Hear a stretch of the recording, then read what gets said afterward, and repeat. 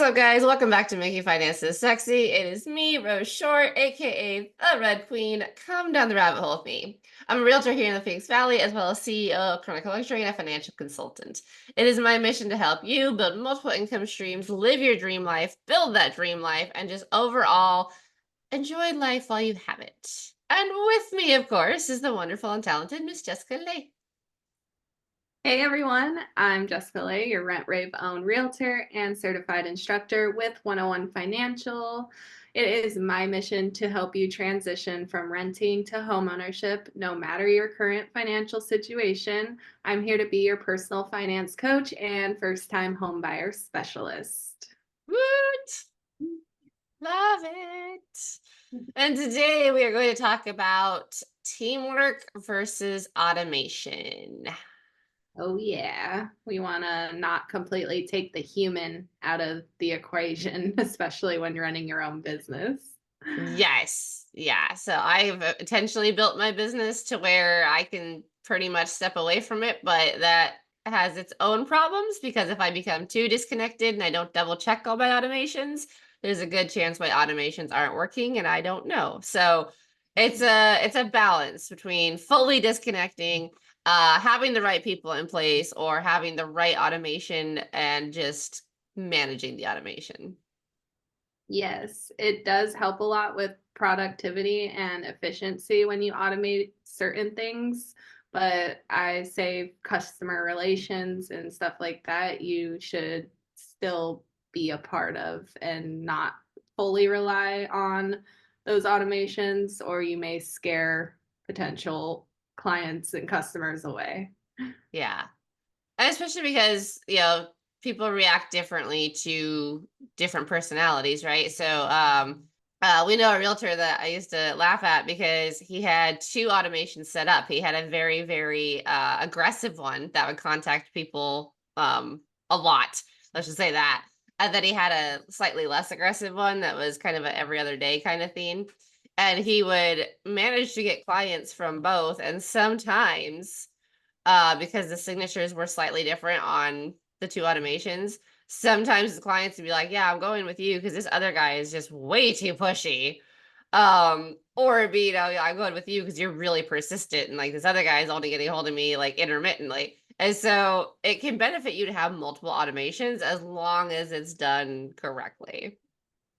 Yeah, definitely. Because everybody does have their own thoughts and beliefs. And for me personally, I like more personable communication. If I get automated or I can tell it's pretty automated, it makes me a little bit more standoffy. So I try to be as authentic and real as I can be in my business. It is a little bit more work, but I just feel like that makes it a lot more worth it and just building actual relationships with my clients. Yeah. And you can kind of personalize automation to some extent, but I totally get what you're saying because I can tell on Facebook who's using, comment generators and stuff like that, and it's like, oh, okay, like, you commented the same comment 5 times on different posts, and yeah, all right, cool. And like, my inclination to respond to them goes down because I'm like, I don't even think you commented on my post. Yeah, definitely. But automation can be great for increasing your productivity, giving you time back in your day, building consistency, and of course, cost saving, right? It can save you a lot of money as well as time. So one of the automations we use, of course, is called an autoresponder, which basically auto emails our challenges and everything to people.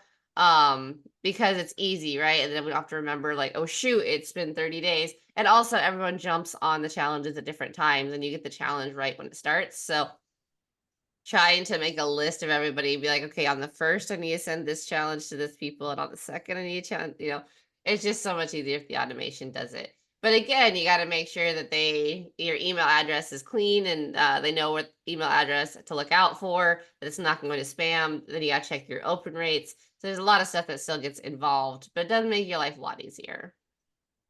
Yeah. No, I like doing it automation for repetitive tasks like data entry, scheduling, like you mentioned, the customer follow-ups. That's always great. I love using the CRM database for automated emails and my like newsletters and things like that. That does take a lot of time away from those redundant tasks and you can pour yourself into more important things like client outreach and for me open houses and things of like. Yeah. And that's where having a team comes in handy, right? And like having that teamwork going on. So if you've got a team working for you or under you, however you want to phrase it, you get the benefit of collaboration, which often helps spark imagination and innovation, which you can't really do with automation. Although I would argue that if you know what you're doing, you could kind of use AI for those purposes as well.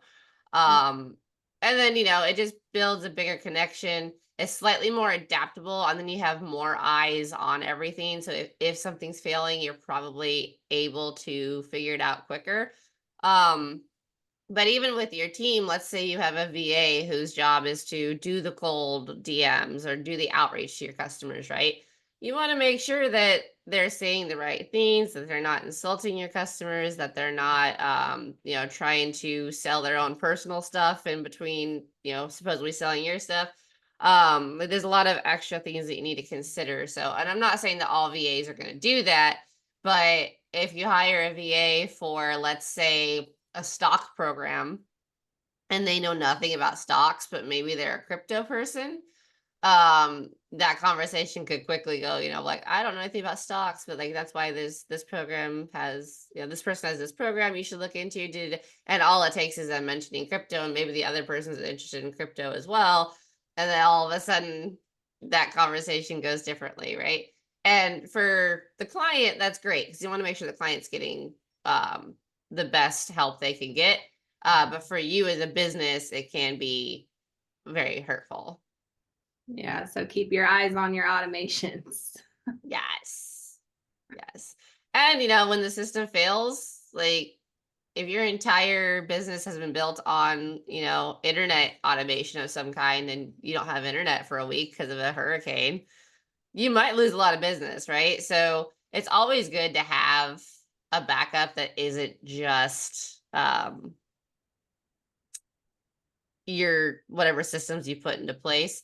Backing up your data is always a good thing. Having a secondary autoresponder just in case something happens with the first one, especially as you start to use white labeled products. So this is something that can be really, really hard on a budding online business. If you are using a CRM that's white labeled, and let's say your automations are built out, your sites are built out, you've got QRs, you've got quizzes, because Go High Level has all those options, and Go High Level is also white labelable.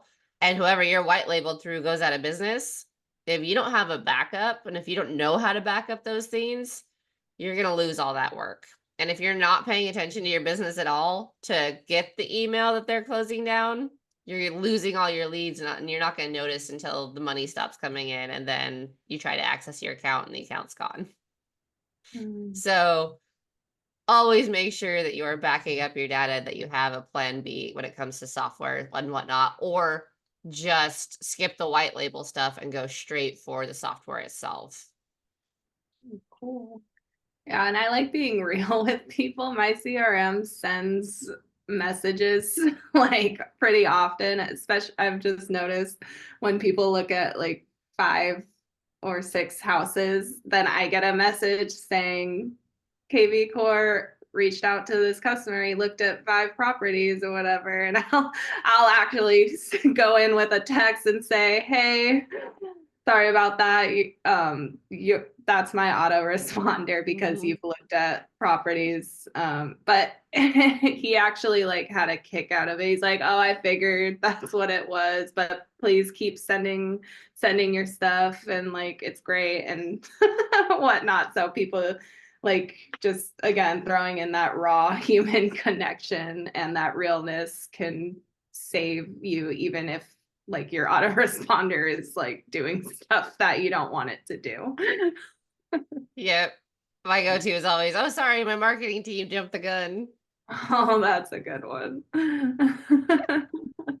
So when it comes to balancing, again, your involvement, automation, teamwork, all of these things, right? Like consider which tasks you can automate versus which ones you should automate versus which ones you shouldn't, right? So there are some tasks that can be automated, like Facebook reach out, like Facebook messaging, that you probably shouldn't because it's bad marketing tactic and it's very obvious that it's copy and paste, right? So I had one person who had reached out to me, hadn't really asked me anything about my business, but was trying to sell me their program. So I didn't respond. And then a couple of days later, she sent me a message that was like, hey, Abigail, are you sure you're not interested in this?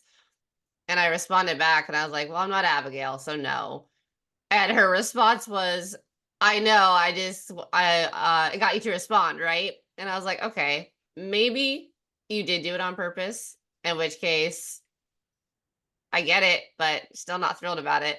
And then, maybe it was your automation or your copy and paste text, and now you're just trying to cover. But either way, I blocked her because I was like, this is dumb.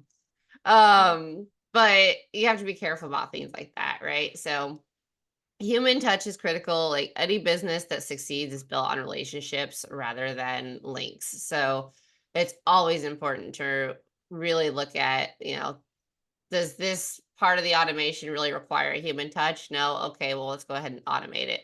Does this part? Yeah, probably should. Well, then let's not automate it. Let's hire somebody or handle that yourself.